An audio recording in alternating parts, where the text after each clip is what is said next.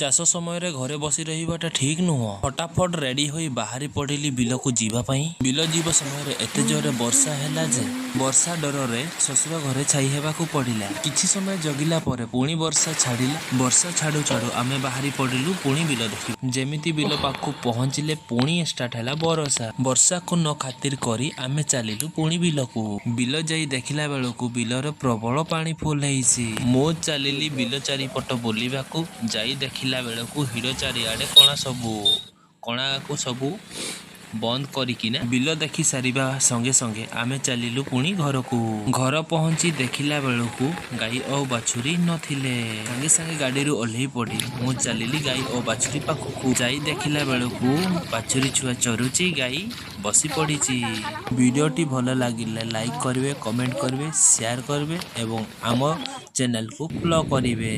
ରହିଲି, ଜୟ ଜଗନ୍ନାଥ। ପୁଣି ଦେଖା ହେବ ନେକ୍ସଟ ପାର୍ଟରେ।